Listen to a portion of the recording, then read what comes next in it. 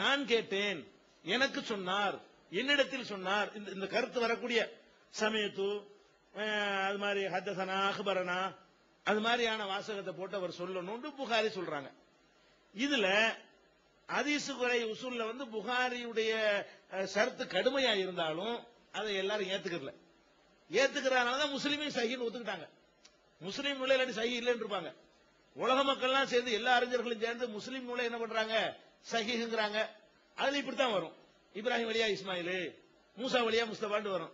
அப்ப அவர் புகாரி கணக்குப்படி கேட்கல, அது பலவீனம். ஆனா முஸ்லீம் இமாம் படி சரி. ஆனா உலகம் எல்லாம் எதை ஏத்துக்கிட்டாங்க, முஸ்லீம் இமாமுடைய ஷரத்தை ஏத்துக்கிட்டாங்க.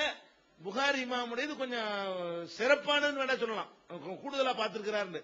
ஆனா அதுதான் சரிங்கிறதுக்கு அளவுகோல் கிடையாது. சரிங்கிறதுக்கு முஸ்லீம் சொல்றதுதான் சரியான அளவுகோல்ங்கிறது தான் யதார்த்தமான ஒரு நிலைமைங்க. அந்த அடிப்படையில் நம்ம ஒரு ஹதீஸ பத்தி எழுதும் பொழுது ஜாஃபர், அதாவது இந்த தையிப மா பக்கீம் நம்பாளிக்கும் ஒரு ஹதீஸ துணை ஆதாரமா நம்ம எடுத்து வச்சு, இதுல நம்ம வைக்கல, அது எங்களுக்கு தேவையும் இல்லைன்னு வைங்களேன். துணை ஆதாரமா வேணான்னு வச்சுட்டோம், அது தேவையில்லை, மெயின் ஆதாரத்தில் நின்று உண்டு. இந்த டாபிக்காக நினைவு தான் படுத்துறேன். அதுல என்ன வருதுன்னு கேட்டா, ஜாஃபர் அப்படிங்கிறவர்கிட்ட இருந்து உஸ்மான், உஸ்மானிடம் இருந்து கைலான், கைலானிடம் இருந்து யஅலா, இப்படி அறிவிப்பதாக அந்த செய்தி இடம்பெற்றிருக்கிறது. இந்த செய்தியில இப்ப நம்ம எப்படி பார்க்கிறோம்னா, இவங்க எல்லாருமே ஒருத்தருக்கு ஒருத்தர் காலத்தில் வாழ்ந்திருக்கிறாங்க. அதாவது ஜாஃபரிடம் இருந்து உஸ்மான் வருதுல, ஜாஃபர் உஸ்மான் சமகாலத்தில் வாழ்ந்திருக்கிறாங்க. உஸ்மான் இருந்து கைலாண்டு வருது, சமகாலத்தில் வாழ்ந்திருக்கிறாங்க. கைலாண்டு இருந்து யாலாண்டு வருது, சமகாலத்தில் வாழ்ந்திருக்கிறாங்க.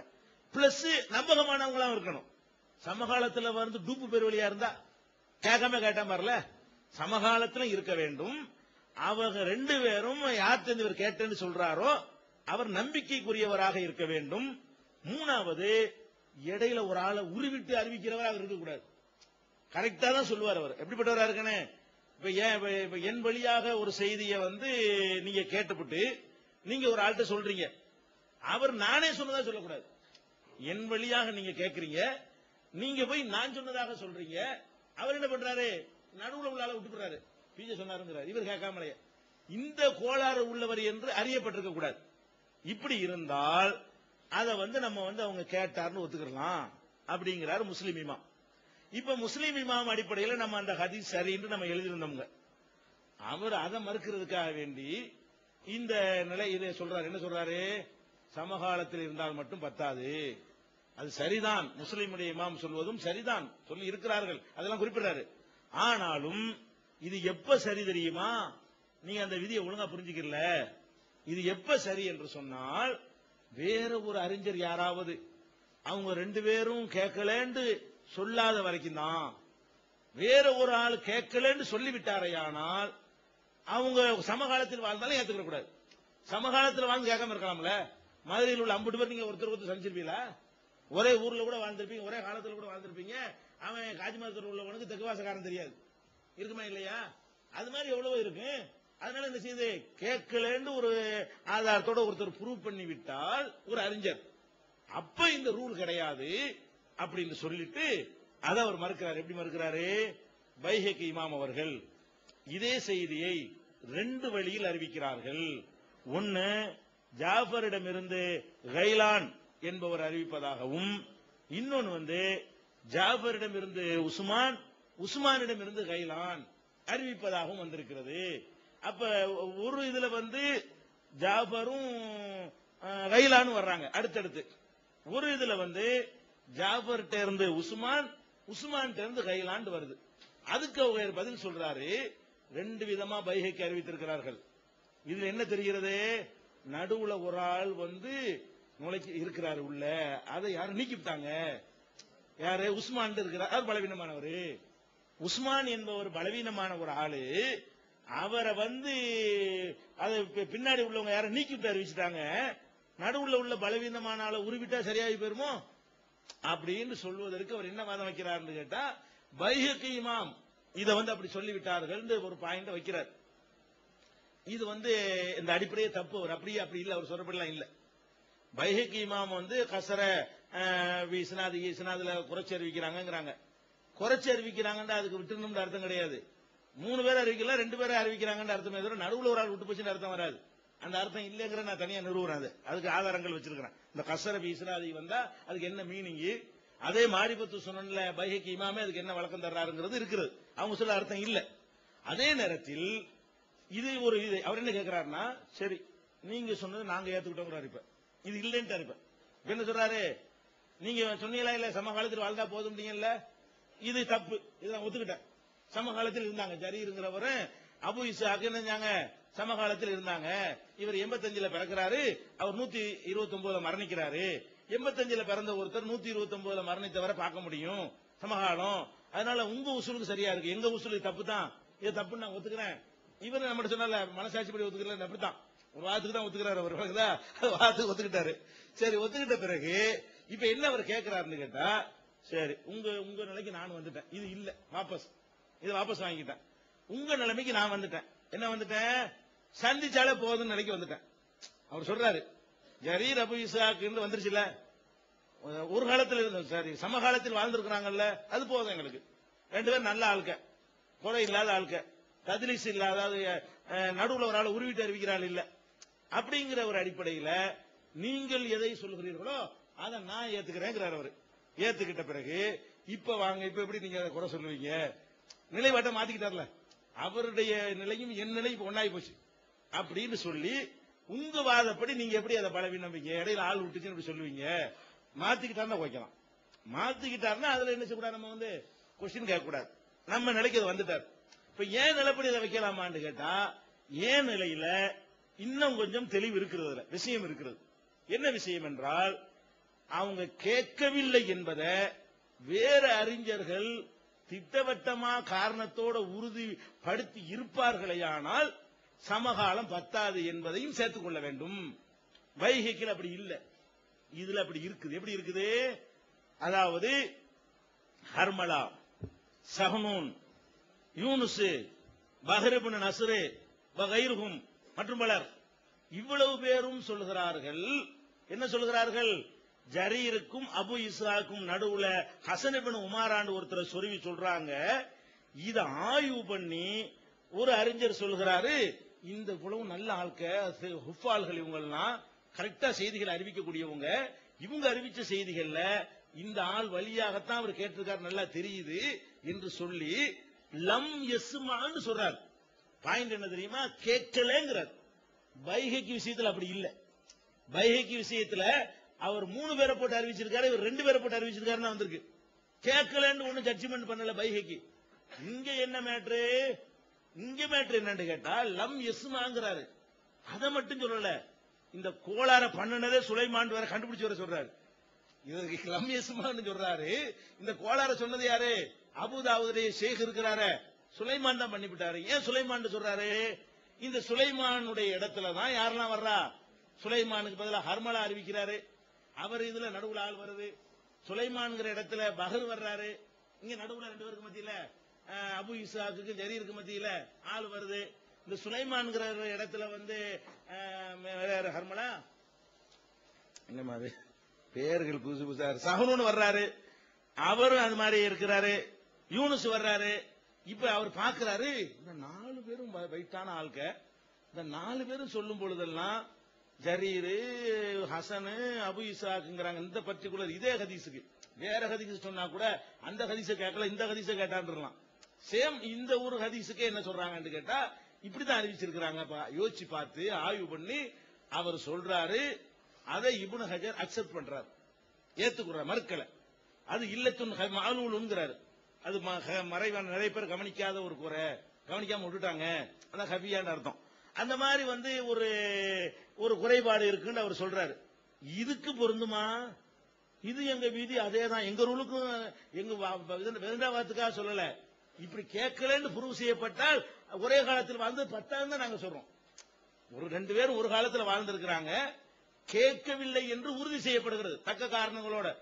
அப்ப கேட்டார் நாங்க சொல்ல மாட்டோம். அப்ப எங்க நிலை பிரகாரமும் அது ஆளு விடுபட்டு கேட்கலன்னு அர்த்தம். எங்க நிலைமையை நீங்க ஒத்துக்கிட்ட காரணத்தினால உங்க நிலைமை பிரகாரமும் என்ன செய்யல, அவரு கேட்கல.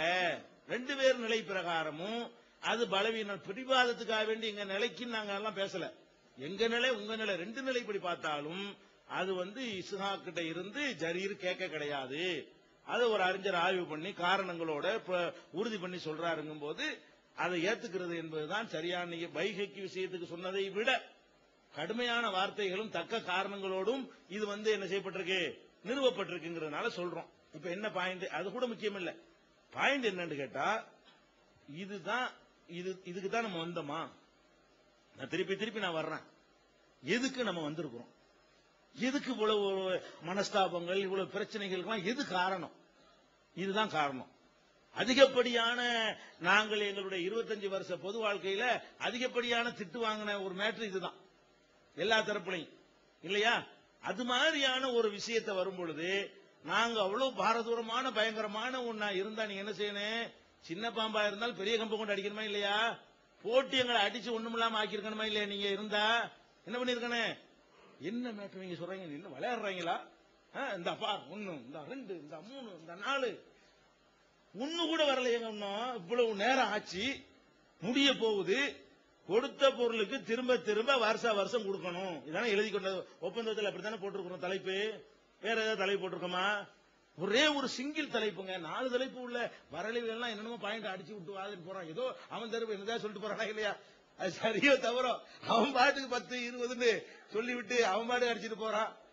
எவ்வளவு 4 தலைப்பு 5 தலைப்பு?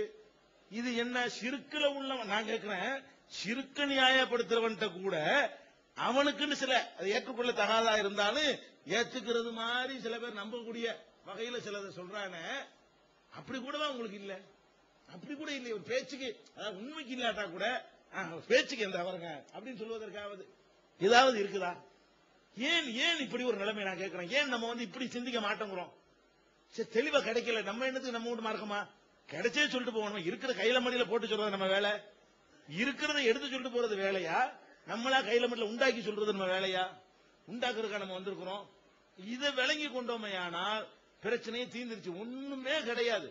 அதனால இந்த ஹதீஸ் வந்து அவர் சொன்னபடி நான் அந்த மௌக்கு விஷயத்துல இதுக்கு தான் சொன்னேன், பேச்சுக்கு தான் சொன்னேன்.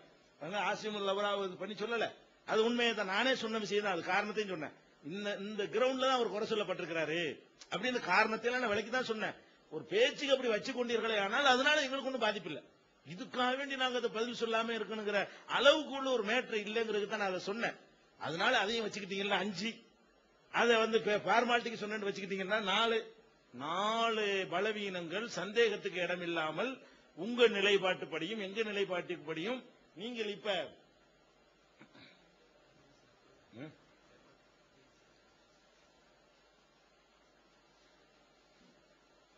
அதாவது சில பேர் தத்லீஸ் பண்ணதான் சொல்றாங்க. அது அடுத்து வச்சுக்கிறோம். அது இன்னொரு அடிஷனலா கூட வச்சுக்கலாம். அது 6வது குறையா கூட நிக்கும்ல, அது வச்சுக்கிறோம். இப்ப இந்த நிமிஷம் வரைக்கும் என்ன இருக்கு? 5 குறைகள் இருக்கிறது. அதை ஒண்ணு வந்து ஃபார்மாலிட்டிக்கு சொன்னது என்று வைத்துக் கொண்டீர்களே, ஆனால் 4 குறை இருக்கு. நான் கேட்கிறேன், இதை வச்சுதான் இந்த சட்டத்தை நிறுவ போறீங்களா? இப்படிதான் இந்த மார்க்கம் பலவீனமா இருக்குதா? எந்த ஒரு மசாயில இப்படி ஒரு புழு பலவீனங்களை கொண்டு யாராவது நிறுவி இருக்கிறாங்களா? ஒரு பரேலவிகளாச்சும் இவ்வளவு ஒண்ணும் இல்லாத அடுக்கடுக்காக வீக்கானத்துக்கு போட்டு ஏதாவது செஞ்சிருக்கிறானா?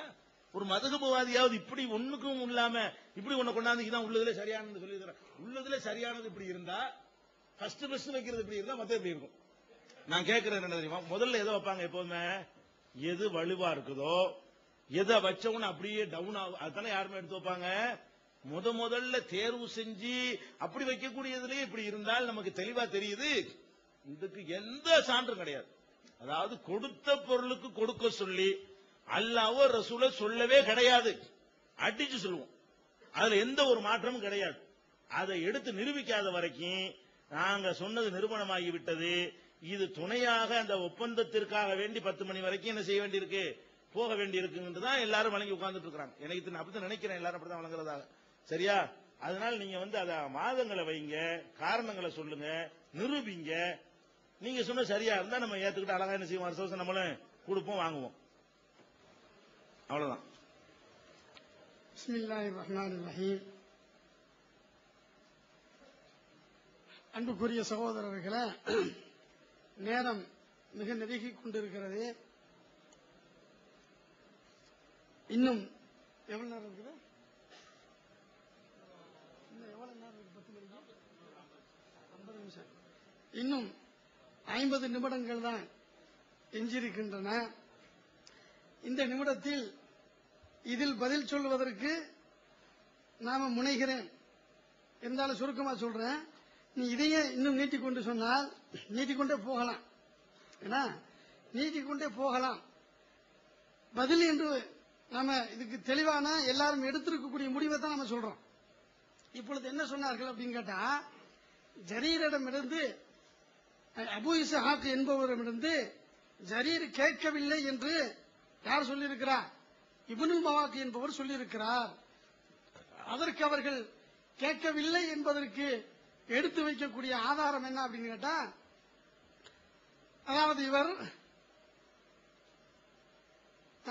அதாவது இந்த செய்தி வேறு வழியாக ஹசனுபுல் உமாரா என்பவர் இடம்பெற்று புகுத்தப்பட்டிருக்கிறார். அந்த வார்த்தையை சொன்னாங்க, சொருகப்பட்டிருக்கிறார். அந்த சொருகப்பட்ட அந்த ரூட்டில் ஹசனுபுல் உமாரா என்பவர் இடம்பெற்ற காரணத்தினால மற்றவர்களுடைய அறிவிப்புல யாரு ஜரீர் அல்லாத மற்றவர்கள் அறிவிக்கின்றார்களே அந்த ரூட்ல ஹர்மலா போன்றிருப்பவர்களுடைய அறிவிப்புல யாரு இல்ல. இந்த இது இல்லாத காரணத்தினால அவர்கள் அறிவிக்கக்கூடிய அறிவிப்பு சரிதான் அப்படின்னு சொல்றாங்க. இந்த செய்தியை ஆதாரமாக கொண்டு, இந்த பலவீனமான ஹதீஸை ஆதாரமாக கொண்டுதான் ஹசனுபுன் உமாரா இடம்பெற்றிருப்பதனால ஜரீர் என்பவர் ஹசனுபுன் உமாராட்ட தான் கேட்டாரே தவிர யார் இடத்துல கேட்கல, அபூ இஸ்ஹாக் என்பவரை கேட்கவில்லை என்ற முடிவை சொல்கிறார்கள். அன்புக்குரியவர்களே, இந்த பலவீனமான ஒரு ஹதீஸில் ஹசனுபுன் உமாரா இடம்பெற்றிருக்கின்ற காரணத்தினால இவர் மூலமா இதை வைத்துத்தான் கேட்கவில்லை என்று முடிவுக்கு வருகிறார்கள். இதை வைத்துத்தான் கேட்கவில்லை என்று முடிவுக்கு வர்றதாக இருந்தா அவர் முதல்லிசை என்று சொல்லியிருக்க வேண்டும். முதல்லிசை என்று ஒருவர் சொன்னதாக சொல்கிறார்கள். யார் சொன்னா என்பதை சொன்னா நாம அதை பற்றி என்ன செய்வோம், இன்ஷா அல்லாஹ் சொல்லுவோம். முதல்லிசை அதாவது தனக்கு அறிவிப்பவரை விட்டு விட்டு அறிவிக்கும் பழக்கம் உள்ளவர் தான் ஜரீர் என்று எடுத்து கொடுத்திருக்கின்றார்கள். அது யார் சொன்னது என்பதை தெளிவுபடுத்தணும் சொன்னா அதை பற்றி நம்ம என்ன செய்ய சொல்லுவோம். நேரம் நெருங்கி கொண்டிருப்பதனால ஏன்னா இந்த வாதத்தையே நாம தொடர்ந்து கொண்டிருப்போமே, ஆனால் மீண்டும் இந்த அறிவிப்பாளர் தொடர் யாருக்கும் புரியாம இருக்கின்ற காரணத்தினால அடுத்து நம்ம மேற்றுக்கு வர்றோம். பதில் இல்ல அப்படிங்கறதுனால மேற்றுக்கு வரல, பதில் இதான். அதாவது என்ன, பலவீனமான அறிவிப்பில் ஹசனுபுன் உமாரா என்பவர் வந்திருப்பதனால இந்த அறிவிப்பை வைத்து எதை முடிவு செய்யக்கூடாது, ஆதாரபூர்வமான அறிவிப்பையும் முடிவு செய்துவிடக் கூடாது. ஜரீர் இப்னு ஹாசிம் என்பவர் என அபூ இஸ்ஹாக் என்பவரிடத்துல கேட்டிருக்கிறார் என்ற செய்தி நம்பகமானதுதான். இந்த செய்தியை நான் மட்டும் என்ன செய்யல சொல்லவில்லை. யாரும் சொல்றா, இப்னு ஹஜர் அவர்களும் மௌகூப் என்று சொல்றாங்கல்ல, மௌகூப் என்று சொல்லக்கூடியவர்களும் அதைத்தான் சொல்றாங்க. இது அலி அவர்கள் மூலமாக அறிவிக்கக்கூடிய இந்த செய்தி மௌகூப் என்று சொல்கிறார்கள். அதையும் அந்த சொல்ல அதுக்கு முன்னால இவர்கள் குர்ஆனையும் ஹதீஸையும் உள்ளதை உள்ளபடியே பின்பற்றக்கூடியவர்களில் முன்னோடிகளாக திகழக்கூடியவர்கள் லாஹிரியா பிரிவினர் என்று சொல்லியிருக்கிறார்கள். அந்த லாஹிரியா பிரிவினுடைய மிக முக்கியமான ஒரு அறிஞர் இப்னு ஹஸ்ம் என்பவர். இந்த இப்னு ஹஸ்ம் அவர் இந்த ஹதீஸை பற்றி நாம் இப்பொழுது எதுவெல்லாம் சர்ச்சை செய்து கொண்டிருந்தோமா அதை பற்றியெல்லாம் அங்கே குறிப்பிடுகிறார். அதாவது இந்த ஜரீருக்கு ஏற்பட்ட கோளாறு என்பதையெல்லாம் அங்க தெளிவாக குறிப்பிட்டு விட்டு இறுதியாக இந்த ஹதீஸினுடைய நிலையை பற்றி அவர் சொல்கிறார். நாம இதுவரைக்கும் சகோதரர் பி ஜெயலலிதா அவர்கள் எந்த முடிவில் இருந்து கொண்டிருந்தார்களோ இந்த முடிவில் தான் யார் இருந்திருக்கிறார், இப்னு ஹஸ்ம் என்பவரும் இருந்திருக்கிறார்கள். அந்த இப்னு ஹஸ்ம் அவர்கள் தங்களது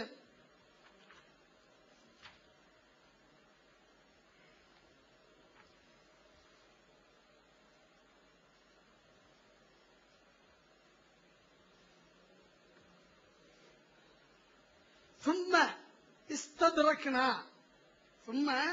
استدركنا நாம் பெற்றுக்கொண்டோம். பின்பு فرأينا أن حديث جرير بن حازم ஜரீர் இப்னு ஹாசிமுடைய ஹதீஸ் ஆகிறது முஸ்னதுன் சஹீஹுன், அது சரியாக தொடர்பு உள்ளதுதான். யாரும் என்ன செய்யல விடுபடவில்லை. சுலைமான் அவர்கள் விடுபட்டதாக சொல்லுகின்றார்களே அந்த கருத்தும் சரியல்ல.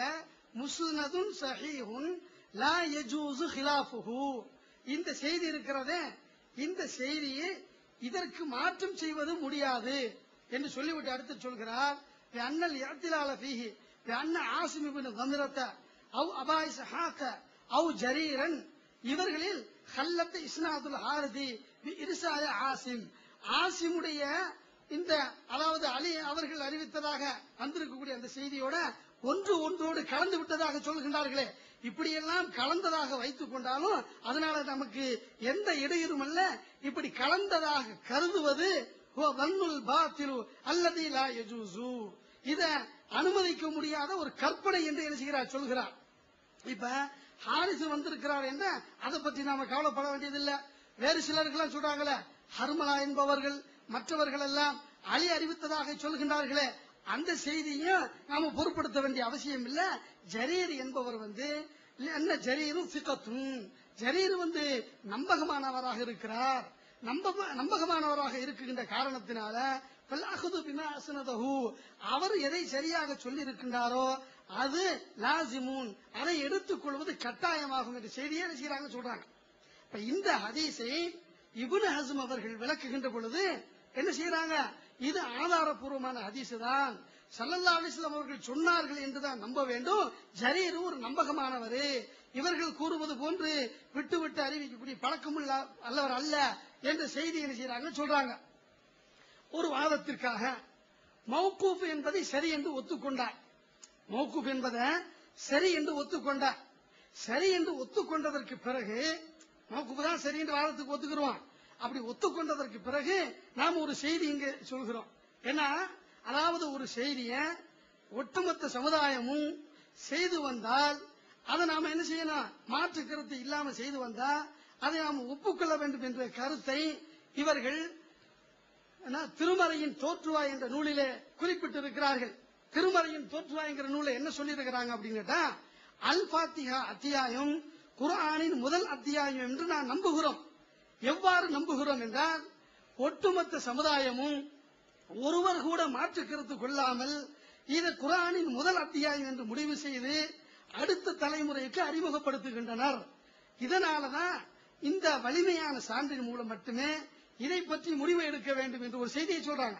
இந்த செய்தி என்ன சொல்றாங்க அப்படின்னா, அல் ஃபாத்திஹா அத்தியாயம் முதல் அத்தியாயம் என்பது என்று அல்லாஹ்வும் சொல்லவில்லை, அல்லாஹ்வுடைய தூதரும் சொல்லவில்லை. எப்படி நாம முதல் அத்தியாயம் என்று முடிவு செய்கிறோம் என்று சொன்னால், ஒட்டுமொத்த சமுதாயம் யாரு, சஹாபாக்கள், அவர்களுக்கு பின்னால் உள்ளவர்கள் என்று இந்த பட்டியல் எடுத்துக்கொண்டோம் சொன்னா எல்லோரும் என்ன செய்யறாங்க, இந்த கருத்தை பிறருக்கு சொல்லி சொல்லி இது குர்ஆனுடைய முதல் அத்தியாயம் என்றுதான் அவர்கள் புரிய வைத்திருக்கின்றார்கள். இந்த அடிப்படையில் நாம முதல் அத்தியாயம் என்று விளங்கிக் கொள்ள வேண்டும் என்று என்ன செய்யறாங்க, இந்த வாதத்தை எடுத்து வைக்கிறார்கள். இந்த வாதத்தின்படி நாம அடுத்து சொல்கிறோம், அதாவது கொடுத்த பொருளுக்கு மீண்டும் மீண்டும் கொடுக்க வேண்டும் என்பதும், அதாவது வருட வருடம் கொடுக்க வேண்டும் என்பதும் இந்த செய்தியை குர்ஆன் இவர்களுடைய வாதத்தின்படி குர்ஆனிலும் இல்லை என்று வைத்துக் கொள்வோம், ஹதீஸிலும் இல்லை என்று வைத்துக் கொள்வோம். அப்படி வைத்துக் கொண்டால் கூட என்ன ஒட்டுமொத்த சமுதாயமும் இந்த கருத்தை தான் கொண்டிருக்கிறார்கள். என்ன கருத்தை, திரும்ப திரும்ப கொடுக்க வேண்டும், கொடுத்த பொருளுக்கு மீண்டும் கொடுக்க வேண்டும், வருட வருடம் கொடுக்க வேண்டும் என்ற கருத்தை தான் சொல்லி இருக்கிறார்கள். இதற்கு மாற்றமாக யாரும் கருத்து சொல்லவில்லை.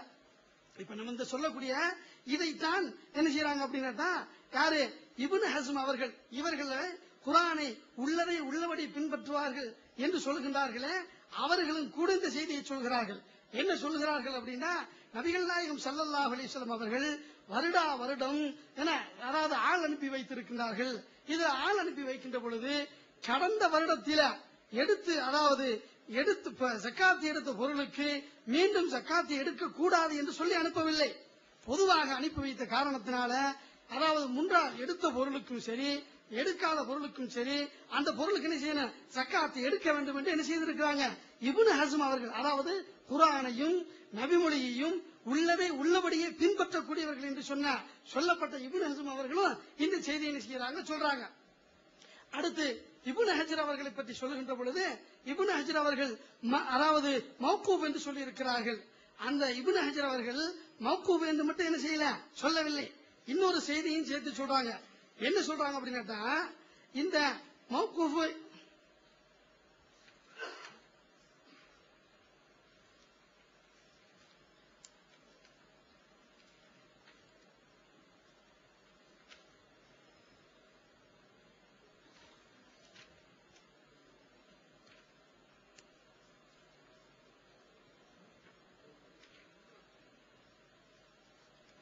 என்ன செய்தியை சொல்கிறார்கள் அப்படின்னு கேட்டா, அதாவது இந்த ஹதீஸில் இருக்கக்கூடிய செய்திகளை சொல்லிவிட்டு குல் தூ அவர்கள் சொல்கிறார்.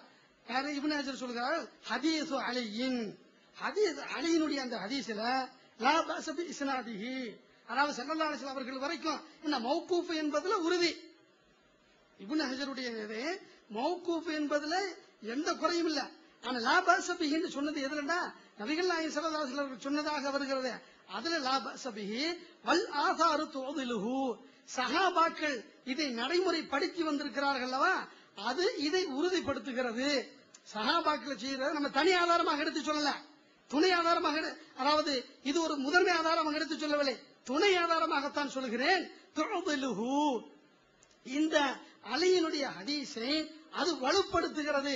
ஆனால் ஒட்டுமொத்த அந்த சஹாபாக்களும் இந்த இதை இவ்வாறுதான் கடைபிடித்து வந்திருக்கின்றார்கள். கொடுத்த பொருளுக்கு திரும்ப திரும்ப கொடுக்க வேண்டும் என்றும் வருட வருடம் கொடுக்க வேண்டும் என்ற கருத்தை தான் வலியுறுத்தி வந்திருக்கிறார்கள். எனவே என்ன இது ஆதாரமாக ஏற்கப்படுவது தகுந்தது என்று சொல்லிவிட்டு இந்த செய்தியை முடிக்கின்றார்கள். அல்லாஹு அலம், அல்லாஹ் இதை விட நன்கு அறிந்திருக்கிறார் என்ற செய்தியை சொல்கிறார்கள்.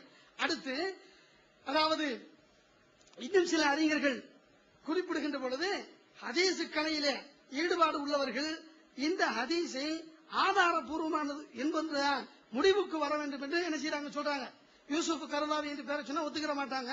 இருந்தாலும் இவரும் ஹதீஸ் கலை அறிஞர்கள் ஹதீஸை காரணத்தோடு சொல்வதனால நம்ம என்ன செய்யறோம், அவர் மட்டும் சொல்லவில்லை, மற்ற எல்லா பல இந்த சமுதாயம் முழுவதுமே இதை தாங்க சொல்லுது. என்ன சொல்லுது, இந்த ஜகாத்து கொடுக்கக்கூடிய விஷயத்துல வருட வருடம் கொடுக்க வேண்டும், கொடுத்த பொருளுக்கு திரும்ப திரும்ப கொடுக்க வேண்டும் என்று என்ன செய்கிறது சொல்கிறது. இன்னொரு செய்தியை சொன்னாங்க. என்ன அப்படின்னு கேட்டா, இந்த ஹதீஸ ஆதாரபூர்வமானது ஏற்றுக்கொண்டாலும் ஆதாரபூர்வமானதான் வருஷம் அதாவது ஒரு வருடம் நிறைவடையாமல் ஜகாத் இல்லைன்னு வந்துருச்சு.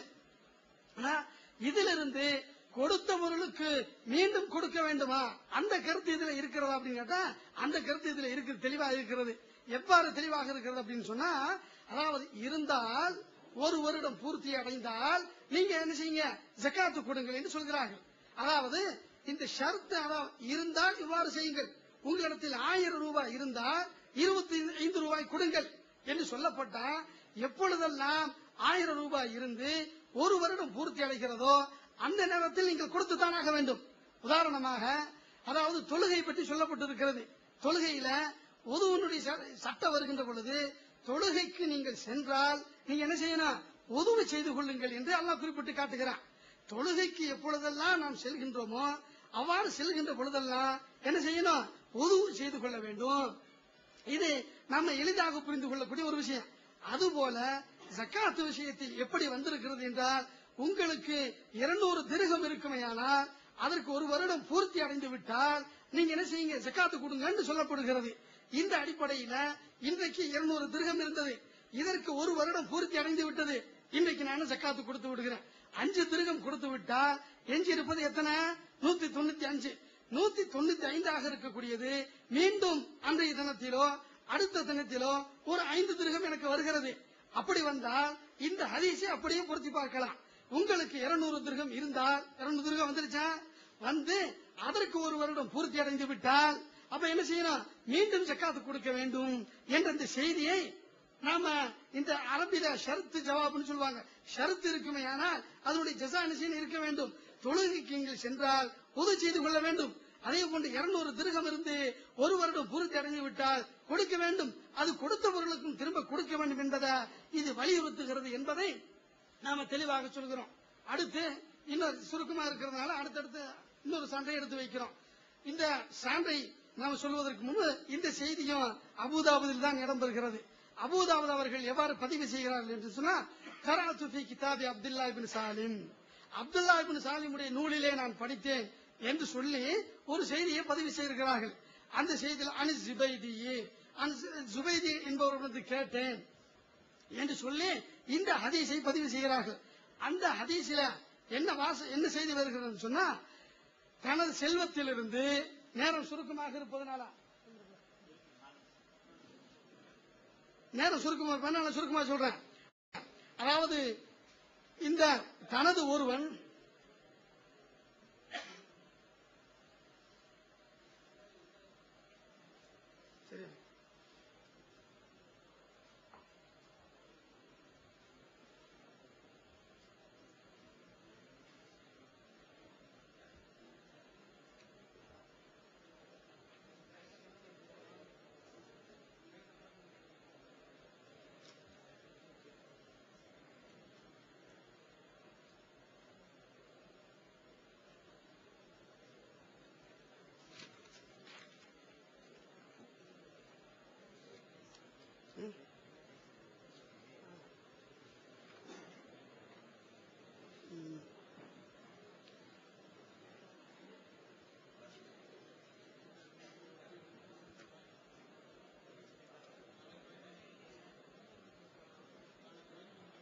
சரியா? அபூதாவுதில் வந்திருக்கக்கூடிய ஒரு ஹதீஸ், சலாசுன் மன் ஃபஅலஹுன்ன, 3 செயலை செய்யக்கூடியவர்கள் தஅமல் ஈமானி, ஈமானுடைய சுவையை அவர் சுவைத்துக் கொண்டார் என்று சொல்லிவிட்டு என்ன சொல்றாங்க அப்படின்னா, வஅதா ஸகாத்த மாலிஹி, தனது செல்வத்தை தையிபத்தன் பிஹா நஃப்ஸுஹு, அவனுடைய உளம் விரும்பி கொடுக்க வேண்டும் என்று சொல்லிட்டு அதுல சொல்றாங்க குல்லு ஆமீன். ஹதீஸ்ல என்ன வந்திருக்குது அப்படின்னா, ஒவ்வொரு வருடமும் கொடுப்பார்கள். ஒவ்வொரு வாரம் யார் கொடுத்து வருகின்றார்களோ அவர்கள் தனது ஈமானின் சுவையை அறிந்து விட்டதாக நினைச்சாங்க. அந்த நபிகள் நாயகம் ஸல்லல்லாஹு அலைஹி வஸல்லம் அவர்கள் சொன்னதாக இந்த செய்தியில் பதிவு செய்யப்பட்டிருக்கிறது. இதுல நம்ம ஏற்கனவே எடுத்து வச்ச அந்த ஹதீஸும் இருக்கிறது. அதோடு இந்த ஹதீஸும் சேர்கின்ற பொழுது வருட வருடம் கொடுக்க வேண்டும் என்ற கருத்து, மீண்டும் மீண்டும் கொடுக்க வேண்டும் என்ற கருத்து, இந்த 2 நபிமொழியின் அடிப்படையில் நம்ம உறுதி செய்யப்படுகிறது. இன்னும் சான்றுகள் இருக்கிறது. இன்ஷா அல்லாஹ் நம்ம அடுத்து வைப்போம். அன்புள்ள சகோதரர்களே, இது என்னுடைய கடைசி அமர்வு. கடைசி அமர்வுல தொகுப்பா எல்லாத்தையும் தொகுத்து சொல்ற நேரத்தில் இப்ப என்ன செய்யறாங்க, புதுசு புதுசா சொல்றதெல்லாம் வைக்கிறாங்க. இதுக்கு முந்தி வைக்கல. வச்சிருந்தா என்ன செய்யலாம், அதை அக்குவர ஆணிவர அலசி போட்டிருக்கலாம். சரி இருக்கட்டும், நாளைக்கு கேள்வி கேட்கிற நேரம் உங்களுக்கு இருக்கிறது, அது அப்ப தெரியும் அதுல என்னென்ன செய்யலாம்னு. ஃபர்ஸ்ட் விஷயத்துக்கு வருவோம். அதாவது இந்த இப்னு ஹஸ்ம் அவர்கள் இது பலவீனமானது நம்ம சொல்லிவிட்டோம். அதுக்கு காரண காரியத்தோட அதுக்கு பதில் இல்ல. ஒரே பதில் என்ன, இப்னு ஹஸ்ம் சொல்லிட்டாரு அப்படிங்கிறது. இப்ப நான் ஏற்கனவே சொல்லு, இப்னு ஹஸ்ம் சொன்னா என்னங்கிற, இப்னு ஹஸ்ம் என்ன காரணம் சொல்றாரு, இந்த காரணத்துக்கு பதில் என்ன, இந்த அறிஞர்கள் எல்லாம் என்ன காரணத்தை சுட்டி காட்டினாங்களோ அந்த காரணத்துக்கு அவர் பதில் சொன்னாரா? ஏன் இப்னு ஹஸ்ம் இப்படிதான் சொல்லியிருக்காரு. எப்படி சொல்லியிருக்காரு, ரசூல் ஸல்லல்லாஹு அலைஹி வஸல்லம் வருஷம் வருஷம் ஜகாத் வசூலுக்கு ஆள் அனுப்புனாங்க, அபூபக்கர் அனுப்பிட்டே இருந்தாங்க, அது குறை சஹீஹான சனதோட இது பதிவு செய்யப்பட்டிருக்குங்கிறாரு. ஆனா சஹீஹான சனதா இல்ல, ஜுஹ்ரி தான் அறிவிக்கிறார், அது இப்னு ஷிஹாப் தான் அறிவிக்கிறார்னு வருது.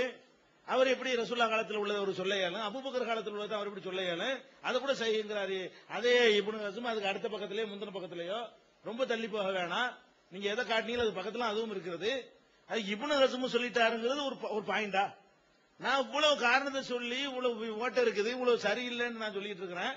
இப்னு ஹஸ்ம் சொல்லிட்டாருன்னா இது என்ன, இது என்ன பதில்? இது இப்னு ஹஸ்ம் இந்த 4 காரணத்துக்கு அவர் சொன்ன பதில் என்ன சேர்த்து சொல்லுங்க.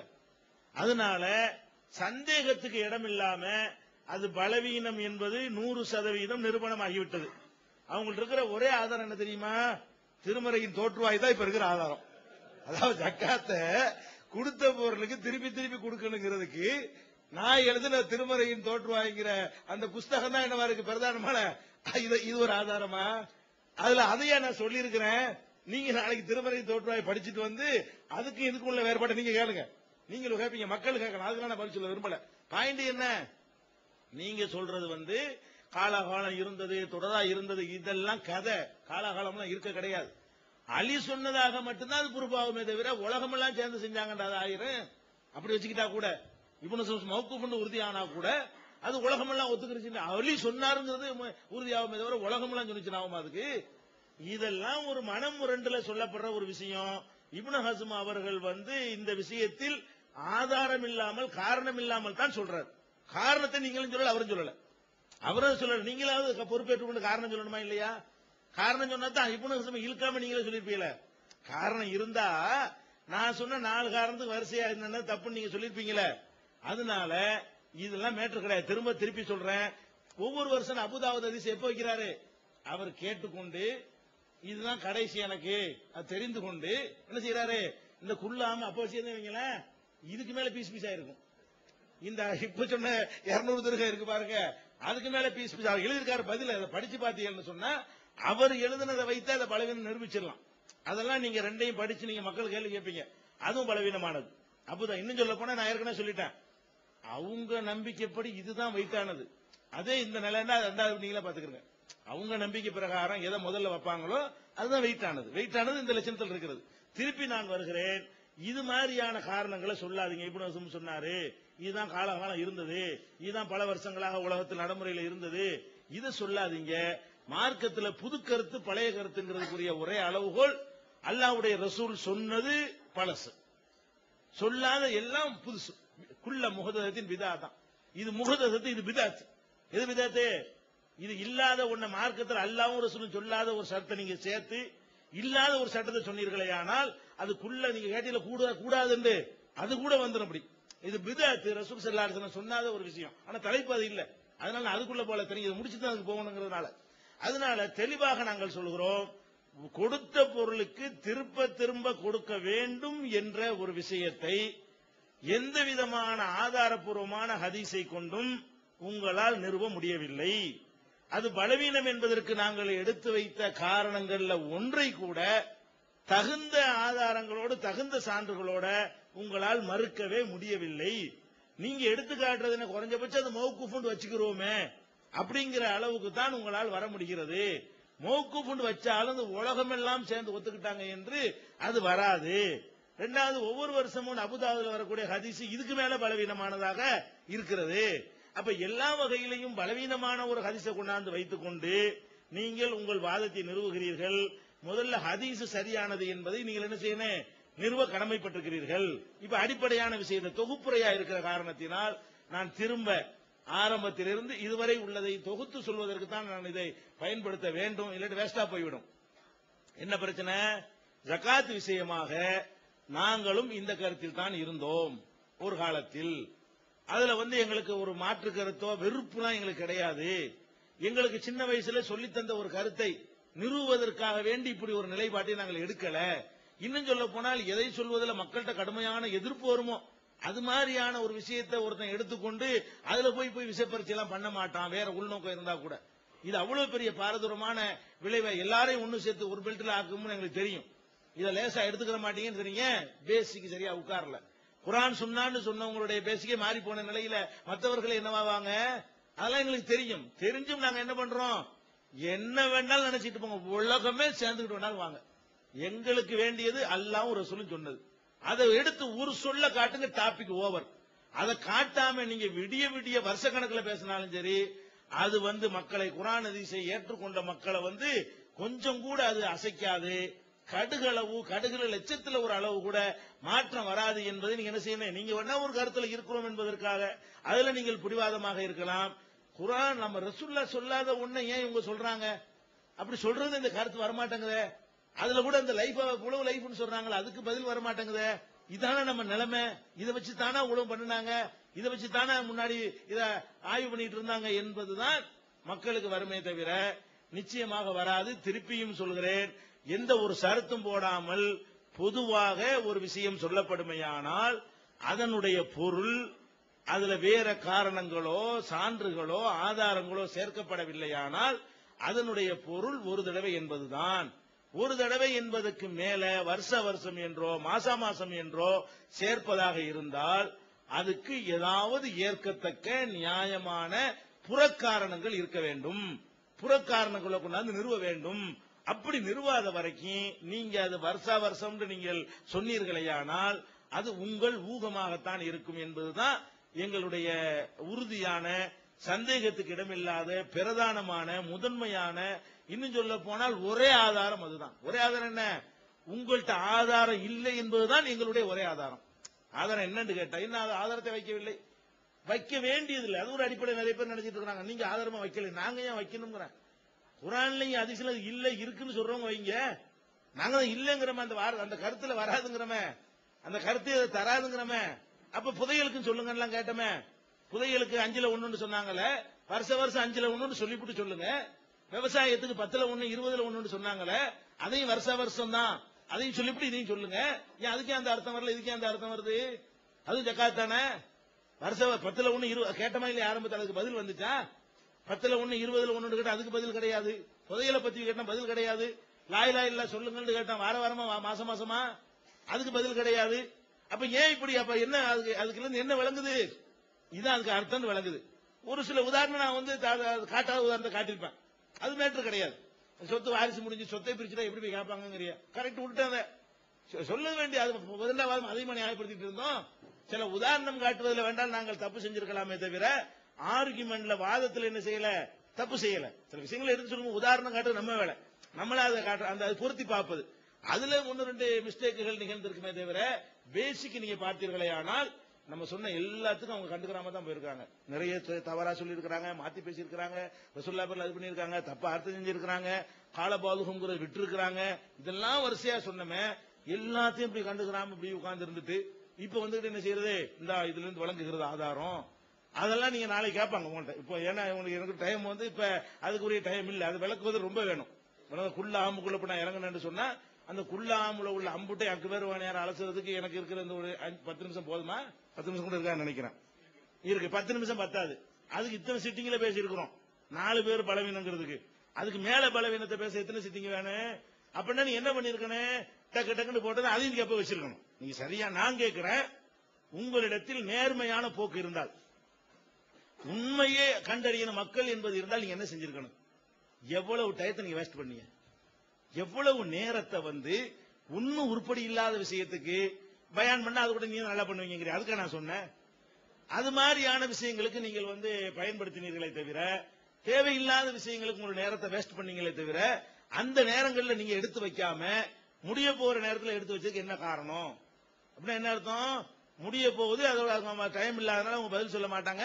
அதோட நம்ம பத்தியெல்லாம் 2 வச்சோம் 3 வச்சோம் நிறுவிட்டோம். என்ன நிறுவிட்டீங்க? முதல்ல நிறுவி காட்ட வேண்டியதை முதல்ல ஏன் நிறுவல? என்னுடைய கடைசி சீட்டிங் நல்லா கேட்டுதான் சொல்றாரு. நீங்க கேட்டு நான் எவ்வளவு இருக்குன்னு விசாரிச்சுக்கிட்டு கடைசின்னு தெரிஞ்சவன என்ன செய்யறாரு, அந்த குள்ளாம தான் ஒண்ணு இருக்குன்னு, இது என்ன இதான் விவாதம் பண்ற முறையா? இல்ல கேட்டேன், முதல்ல கேட்டேன்.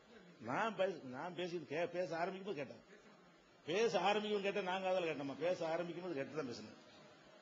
அப்ப நான் என்ன சொல்றேன், புதிய ஆதாரங்கள் வைப்பது என்பதற்கு இவ்வளவு நேரம் இருந்துச்சு, ஏன் வைக்கல? அப்ப நல்லா விளங்குது, இதே மாதிரி இப்படி வரும், தேவையில்லாம மாட்டிக்கிருவோம். இந்த ஒண்ணுலயே வச்சு ஒரு மாதிரியா நேரத்தை ஓட்டி ஆசிமா என்னமோ ஒரு வெயிட் இருக்க மாதிரி தெரியும். அதுலயே ஓட்டு கேட்டதுக்கு பதில் இல்லைன்னு சொல்லிட்டு இருக்கலாம். அது ஒரு வருஷமா அந்த ஆசிம்ங்கிற ஒரு பாயிண்ட் மாட்டிக்கிருச்சு. அது சில முரண்பாடா சில பேர் சொல்லுனதுனால இப்னு ஹஜர் வர தாசுபு இனவெறி எல்லாம் சொல்லிட்டாரா, இதை வச்சுக்கிட்டே ஒரு ரவுண்ட் வரலான்னு நினைச்சீங்களே தவிர, ஹக்கபல அவ்வளவு அள்ளி போட்டு. நான் கேட்கிறேன், நம்ம டைம் என்னட்டு உங்களுக்கு தெரியும், எங்களுக்கு தெரியும். திடீர்னு 10 மணிக்கு முடியல, இது இத்தனை மணிக்கு தான் முடிய போகுது என்பது ஏற்கனவே தீர்மானிக்கப்பட்டது, ஏற்கனவே பேசப்பட்டது, அவகாசம் இருந்தது. நம்ம எல்லாத்தையும் அள்ளி போட்டுறணும். சரியான நாங்க அள்ளி போடல, நாங்க தான் இதுதானே எங்க கேள்வியே. எங்கள்கிட்ட இருந்து அள்ளி போடுவோம். நாங்க கேட்கிற கேள்வி என்ன, நீங்க கற்பனையே சொல்றீங்க என்பதுதான் நாங்க சொல்ற ஆதாரமே. நீங்க தானே ஆதாரம் வச்சிருக்கீங்க. நீங்க என்ன பண்ணிருக்கணும், உங்க கடமை. நாங்க கேள்விதான் கேட்போம், எங்க இருக்கு காட்டுங்கன்னு தான் கேட்போம். நீங்க என்ன உங்களுடைய கடமை என்ன பண்ணிருக்கணும்? கொஞ்ச நேரம் தான் இருக்குது, எல்லாத்தையும் அள்ளி போடுவோம். 2 நிக்கட்டும் 2 நிக்கட்டும், 10 தூக்கி போடுவோம், 9 போனா கூட 1 அடிக்கட்டும் என்கிற மாதிரி தானே நீங்க செஞ்சிருக்கணும். என்ன அவ்வளவு பேரும் உட்கார வச்சுக்கிட்டு ஒண்ணும் இல்லாம போட்டுக்கிட்டு சரி இரு ஆச்சுமே இப்படி இதுனா என்னது? இதெல்லாம் ஒரு நல்ல ஒரு வாதத்தினுடைய முறை இல்ல. அல்லாஹ் பயந்துக்கிறேன்னு சொல்வதை நம்ம வந்து ஒரு விதண்டாவாதத்துக்கு பிடிவாதத்துக்கு சொல்லக்கூடாது. நேர்மை இருக்க வேண்டும். விவாதத்தில் என்ன இருக்கணும்? நேர்மை இருக்கணும். நேர்மைண்டா என்ன? நிறைய நேர்மை அவர் தவறாரு. அவர் சொன்னதை எடுத்துக்காட்டினா அவ்வளவு மாத்தி மாத்தி பேசுறாரு. நேர்மைண்டா என்ன அர்த்தம்? நான் ஏற்றுக்கொண்டதுல வந்து நான் மறுத்தா அது வந்து நேர்மை கிடையாதுங்க. நான் என் நிலைப்பாட்டில வந்து நான் எதை தப்புங்கிறேன்னு அதை ஆதாரமா வைக்கவே நான் கூடாது. நான் ஏன் கருத்துப்படி இது தப்புங்கிறேன், இதுதான் ஆதாரம். உங்க கருத்துப்படி சரின்னு இருக்குது, நான் வச்சு அது பேர் மோசடி. நான் எப்படி நான் தப்புன்னு நினைத்திருக்கிற ஒரு ஹதீஸ் ஆதாரமா வச்சு நான் நிறுவனா நான் மோசடி பண்றேன்னு அர்த்தமா? அப்ப என் நிலையை நான் மாத்தணும். அப்ப அந்த மாதிரியான நிலையெல்லாம் எங்கள்கிட்ட இருந்துச்சா ஏதாவது? அவ்வளவு அங்க இருக்கு. பாத்தீங்கன்னா அவங்க தப்புங்கிறது அவங்களே எடுத்து வைக்கிறாங்க, அவங்க முரண்பட்டு இருக்கிறாங்க, அவங்க எதை அளவுகளா வச்சாங்களோ, அவங்க எதை பலவீனம் சொன்னாங்களோ, அது நல்லா தெரியும். இந்த ஏகத்துவத்தெல்லாம் எடுத்து காட்டணுமே, அதெல்லாம் நல்லா தெரியுது. அவர் வந்து இந்த ஹவுல் இருக்கு பாருங்க, இந்த மேட்ரு வந்து பலவீனம் என்பதுதான் அவருடைய நிலையாவே இருந்துச்சு. அப்படி இல்லாம இருந்த அந்த பதில் அதை சொல்லாம இருந்திருப்பாரா? நான் கேட்கிறேன்.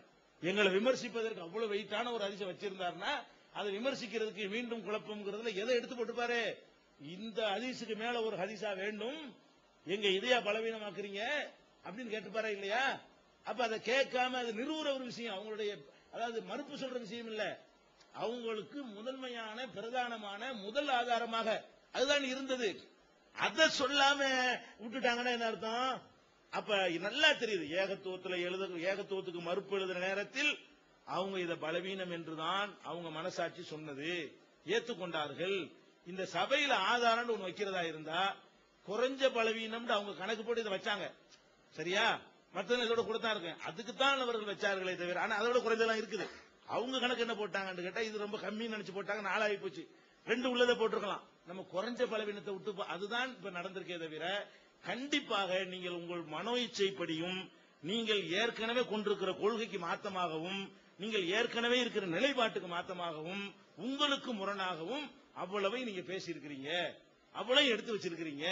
எந்த விதமான தார்மீக நெறியும் நீங்க கடைபிடிக்கலை என்று சொல்லி இதுல யாரு என்ன விஷயங்களை விட்டிருந்தாலும் வந்திருக்கக்கூடியவர்கள் விவரமான மக்கள்லாம் இருக்கிறீங்க. அந்த விவரமான மக்கள் என்னுடைய வாதத்துல இப்ப கூட ஒரு கேட்டால இதுல அந்த அர்த்தம் வரத்தான் செய்யுதுன்னு நானே கூட சொல்லி தர்றேன். அது வருமானு என்று கேளுங்க. நீங்க விடக்கூடாது, என்ன நீங்க விடக்கூடாது. ஏன் அது விவரமா சொல்ல வேண்டிய எனக்கு இந்த நேரத்தில் சொல்ல இயலாது. தொழுகைக்கு நின்றால் ஒழு செய்யுங்கள் நானே உங்களுக்கு கேள்வி எடுத்துறேன். என்னென்ன கேள்விகள் அவர் சொன்னதுல இருந்து வருதுன்னு நீங்க நினைக்கிறீங்களோ அதையெல்லாம் ரெண்டு சாராருமே நீங்க கேளுங்க. என்னென்ன கேள்வி அவர் சொன்னதுல இருந்து வரும் நினைக்கிறீங்களோ அதையெல்லாம் கேளுங்க. இன்ஷா அல்லாஹ் நீங்கள் மக்கள் கேட்பதன் மூலமாக இன்னும் இந்த விஷயம் பிரைட்டாக தெளிவாக அமையும் என்று கூறி என்னுடைய முடிஞ்சது. வேற என்ன புதுசா சொல்ற டைம் பார்த்தாதுல நம்ம என்ன வாதமா சொல்ல போறோம். எங்களை பொறுத்த வரைக்கும் கொடுத்த பொருளுக்கு திரும்ப திரும்ப ஜக்காத்து கொடுப்பது கடமை இல்லை என்பதை சந்தேகத்திற்கு இடமில்லாமல், எல் முனை அளவுக்கு சந்தேகம் இல்லாமல், எல்லுடைய லட்சத்தில் ஒரு முனை அளவுக்கு சந்தேகம் இல்லாமல் அழுத்தம் திருத்தமாக மறுகேள்வி வராத அளவுக்கு நாங்கள் நிரூபித்து விட்டோம். அவர்கள் சொன்ன அந்த அர்த்தம் இருக்குன்னு வைத்துக் கொண்டால் கூட அவர்களே அது பலவீனம் என்பதற்கு அவங்களால் என்ன செய்ய முடியல, மறுப்பு சொல்ல இயலல. சஹீஹான ஒரு ஆதாரமும் அவங்கள்ட்ட இல்லை என்பதும் இதுல நிரூபணமாகிவிட்டது. எனவே ஜக்காத்து கொடுக்கப்பட்ட பொருளுக்கு வார வாரமோ மாசா மாசமோ வருஷா வருஷமோ கொடுக்க வேண்டிய தேவையில்லை. ஒரு தடவை கொடுத்துட்டோம்னு சொன்னா அடுத்து நமக்கு வரக்கூடிய பொருளுக்கு தான் ஜக்காத்து கொடுப்பது கடமை. அது மத்தது கொடுக்க வேண்டியது அவசியம் கிடையாது, அது கட்டாயம் கிடையாது, அது தேவை கிடையாது என்பதை நாங்கள் சந்தேகத்துக்கு இடமில்லாமல் நிரூபித்து விட்டோம். அல்லாஹ் ரப்புல் ஆலமீன் உண்மையை உண்மையாக விளங்கி நடக்கக்கூடிய நன்மக்களாகவும், தவறு சுட்டிக்காட்டப்படும் பொழுது அதை வெட்கமில்லாமல் ஒப்புக்கொள்ளக்கூடிய நன்மக்களாகவும் உங்களையும் எங்களையும் அல்ல ஆக்கி அருள் புரிவானாக. வாஹிரு தாவானா அனில் அல்ஹம்துலில்லாஹி ரப்பில் ஆலமீன். அஸ்ஸலாமு அலைக்கும். பிஸ்மில்லாஹிர் ரஹ்மானிர் ரஹீம். மரியாதைக்குரிய சகோதரர்களே, இன்றைய விவாதத்தின் இறுதி கட்டத்துக்கு வந்துவிட்டோம். இறுதி கட்டத்துக்கு வந்ததற்கு பிறகு இவர்கள் எடுத்து வைத்த சில செய்திகளை நாம் பதில் கூறவில்லை என்று சொன்னார்கள். புதையல் பற்றிய செய்தி, போற போக்கில் புதையல் பற்றிய செய்தி, அதே போன்று இந்த கனிமத்து பொருள் கிடைப்பது பற்றிய செய்தி, இதையெல்லாம் சொன்னாங்க. நாம ஏற்கனவே சொல்லிட்டோம். கனிமத்து பொருளும் ஜக்காத்தும் ஒன்னா. கனிமத்து பொருள் கிடைத்தால் அதுக்கு இவ்வளவு கொடுக்கணும். புதையல் கிடைத்தால் அந்த புதையல இவ்வளவு கொடுக்கணும். புதையல் கிடைத்தால் அந்த புதையலை பற்றி சொல்லுகின்ற பொழுது வருஷ வருஷம் கொடுக்க வரல. அதனால நம்ம அதை பற்றி சொல்லலையே தவிர, ஜக்காத்தை பற்றி கூறுகின்ற பொழுது வருடா வருடம் கொடுக்க வேண்டும் என்ற கருத்து வருகிறது என்ற ஆதாரமான ஹதீசுகளை உங்களுக்கு முன்னால் நாம் எடுத்து வைத்தோம். இதை மனம் முரண்டாக ஆதாரமற்றது என்று சொல்கிறார்கள். இன்னொரு செய்தியை சொன்னாங்க, கடைசி கட்டத்தில் நான் வைக்கிறேன். கடைசி கட்டமெல்லாம் இல்ல, விவாத அமர்வுதான் கடைசி கட்டமே தவிர நாளைக்கு என்ன செய்ய முடியும், இந்த செய்தியை பற்றி விவாதிக்க முடியும். நீங்கள் எங்களிடத்தில் விவாதத்தை நடத்தலாம், கேட்கலாம், கேள்வி கேட்கலாம். இதோடு முடிந்து விடுவதில்லை. இது ஒரு வித்தியாசமாக இருக்க வேண்டும். ஏனென்றால் பல்வேறு விவாத அரங்குகளில் கடைசியாக நாம் இதை கேட்டோம் பதில் சொல்லல, அதை கேட்டோம் பதில் சொல்லல, இதை ஒத்துக்கொண்டார்கள் அதை ஒத்துக்கொண்டார்கள் என்று இப்படித்தான் சொல்லிக் கொண்டு போகிறார்களே தவிர, ஒவ்வொரு பிரிவினரும் தாங்கள் கொண்ட கருத்துதான் சரி என்று கலைந்து செல்கிறார்களே தவிர ஒரு இறுதி முடிவு வருவதில்லை. மக்களிடத்தில் நாம் இதை வைத்து விடுவோம். மக்கள் விளங்கிக் கொள்வதற்காக அடுத்த நாள் கேள்வி கேட்டு தெளிவு வரட்டும் என்பதற்காகத்தான் இப்படி ஒரு மாற்றமான ஒரு புதிய முடிவை நாம் என்ன செய்திருக்கிறோம், அறிவித்தோம். அதனால இன்றோடு முடிந்து விட்டது, கடைசி கட்டத்தில் வைத்திருக்கிறார்கள், இதை பற்றி எனக்கு சொல்ல முடியல என்றெல்லாம் இல்ல. நாளைக்கு இன்ஷா அல்லாஹ் இதை பற்றிய விரிவாக அவருக்கு சொல்ல முடியுதா சொல்லட்டும். அதற்கு நாம யாராவது அது சம்பந்தமா கேட்டா பதில் சொல்வதற்கு நாம தயாராக இருக்கிறோம். அடுத்து அன்புக்குரியவர்களே, இன்னொரு இந்த இறுதி கட்டத்தில் இன்னொரு ஆதாரத்தையும் நாம் என்ன செய்யறோம், இன்ஷா அல்லாஹ் எடுத்து வைக்கிறோம். இன்னொரு ஆதாரத்தையும் எடுத்து வைக்கிறோம். இதை எடுத்து வைப்பதற்கு முன்பு அன்புக்குரியவர்களே, நீங்க தெரியும், எதை எடுத்து சொன்னாலும் அதற்கு ஏதாவது ஒரு காரணத்தை சொல்லி பலவீனப்படுத்துவதற்கு முயற்சிக்கிறார்களே தவிர அதனுடைய உண்மை நிலை என்ன இது அவர்கள் புரிய மறுக்கின்றார்கள். அதன் காரணத்தினால ஒரு நேரத்திற்கு ஒரு மாதிரியாக பேசுவதை எல்லாம் உங்களுக்கு நான் சுட்டிக்காட்ட கடமைப்பட்டு இருக்கிறேன். அதாவது ஆசிமை பற்றி கேள்வி கேட்ட நேரத்தில் அறிவிப்பாளர் பற்றி எல்லாம் நீங்க தொடாதீங்க. இப்னு ஹஜர் என்பவர் மௌகூப் என்று இந்த ஹதீஸை பற்றி சொல்லியிருக்கிறாரு. நாம ஒன்று முடிவை செய்வதாக இருந்தால் ஹதீஸை வச்சு தான் முடிவு செய்யணும். மௌகூப் என்று அவர்கள் சொல்லியிருப்பதனால இன்னும் பல அறிஞர்களும் சொல்லியிருப்பதனால இதை ஏற்றுக்கொண்டுதான் ஆகணும் என்று ஒரு புதிய நிலைப்பாட்டை அவர்கள் சொல்லியிருக்கிறார்கள். அதாவது அறிவிப்பாளர் பற்றி நம்ம அதை கண்டுக்கிற வேண்டாம், இதை நம்ம ஏற்கனவே சுட்டியும் காட்டினோம். சரியா? இப்னு ஹஜர் மௌகூப்னு சொல்லி இருக்கிறாரு, அவர் அந்த ஹதீஸுக்கு தீர்ப்பு கொடுத்து விட்ட காரணத்தினால அதை நாம எடுத்துக்கொள்ளணும் என்று சொன்ன பொழுது நாம கேட்டோம். அப்படின்னு சொன்னா இப்னு ஹஜர் அறிவிப்பாளர் பற்றி ஆய்வு செய்யாம ஏதாவது ஒரு கருத்துக்களை ஒரு ஹதீஸுக்கு முடிவு என்று சொன்ன அறிவித்துக் கொள்ளலாம் என்ற இதே ஹதீஸுக்கு அவர் ஒரு முடிவை சொல்கிறார். மௌகூப் என்று வைத்துக் கொண்டாலும் ஆதார்கள் இதை வலிமைப்படுத்துகிறது. ஆதாரம்டா யாரு? நீங்களும் நாங்களும் செய்தல்ல. நபிகள் நாயகம் ஸல்லல்லாஹு அலைஹி வஸல்லம் அவர்கள் வார்த்தெடுத்த சமுதாய சஹாபா பெருமக்கள் இவர்கள் 1-2 பேர் தவறு செய்து இருக்கிறார்கள் என்ற காரணத்தை காட்டி ஒட்டுமொத்த சஹாபாக்களையும் புறக்கணிக்க முயற்சி செய்கிறார்கள் என்பதை நீங்க அறிந்த விஷயம். ஒட்டுமொத்த சஹாபாக்களும் செய்திருக்கிறார்கள் என்பதை இந்த இப்னு ஹஜர் அவர்கள் இதை தெரியப்படுத்துகிறார்கள். இப்னு ஹஜர் அவர்கள் தெரியப்படுத்துவது அவர்கள் கற்பனையின் அடிப்படையில் அல்ல. எல்லா இப்னு உமர் அவர்கள் பற்றிய செய்தி ஒரு செய்தி வருகிறது. இது ஆதாரபூர்வமான அறிவிப்பாளர் தொடரை கொண்டிருக்கிறது. மாலிக் அவர்கள் அறிவிக்கிறார்கள். யாரிடத்துல? நாஃபி இடத்துல கேட்டு அறிவிக்கிறார்கள். நாஃபி என்பவர் இப்னு உமர் இடத்துல கேட்டு அறிவிக்கிறார்கள். அவர்கள் என்ன சொல்கிறார்கள் அப்படின்னு சொன்னா, அவர் அலி அவர்கள் சொல்லக்கூடிய இந்த செய்தி, இப்னு உமர் அவர்கள் சொல்லக்கூடிய செய்தி, இப்னு உமர் வருடம் நிறைவடையாமல் ஜக்காத்து கொடுப்பது இல்லை என்று சொல்கிறார்கள். இப்னு உமர் யாரு?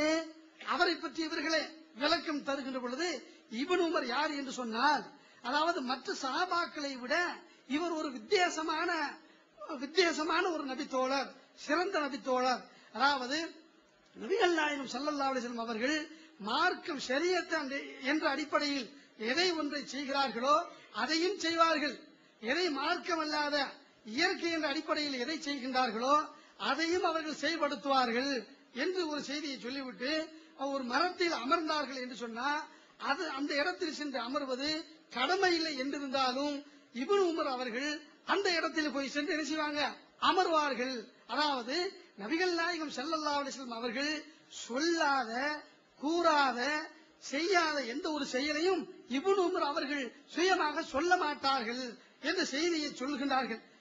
இந்த இவர்கள் ஏற்றுக்கொண்டிருக்கக்கூடிய இந்த ஆதாரத்தின் அடிப்படையில் இப்னு உமர் அவர்கள் சொல்லி இருக்கக்கூடிய நம்பகமான அறிவிப்பாளர் தொடரை கொண்ட செய்தியை தான் நம்ம சொல்றோம். அந்த செய்தியில என்ன வருகிறது? ஜக்காத் வருடம் நிறைவடையாமல் ஜக்காத் இல்லை என்று இப்னு உமர் அவர்களும் சொல்கிறார்கள், அலி அவர்களும் சொல்கிறார்கள், இன்னும் பல நபி தோழர்களும் சொல்கிறார்கள். இப்னு ஷிஹாப் ஸுஹரி நபிகள் நாயகம் ஸல்லல்லாஹு அலைஹி வஸல்லம் அவர்கள் சொன்னதாக அறிவிக்கவில்லை செய்தி. அதாவது நபிகள் நாயகம் ஸல்லல்லாஹு அலைஹி வஸல்லம் சொன்னார்கள் என்று அறிவிக்கல.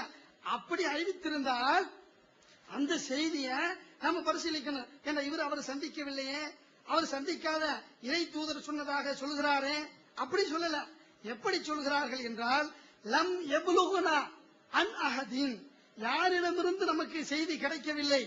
அதாவது நபிகள் நாயகம் ஸல்லல்லாஹு அலைஹி வஸல்லம் வாழ்ந்த காலத்தில் இருந்த நபி தோழர்களும் சரி, அபூபக்கர் அவர்கள் காலத்திலும் சரி, உமர் இப்னு கத்தாப் அவர்களுடைய காலத்திலும் சரி, உஸ்மான் ரலியல்லாஹு அன்ஹு காலத்திலும் சரி, இவர்கள் எவருடைய காலத்திலும் அதாவது எந்த ஒரு செய்தியும் நம்ம சொல்ல போகக்கூடிய செய்திக்கு மாற்றமாக அறிவில்லை.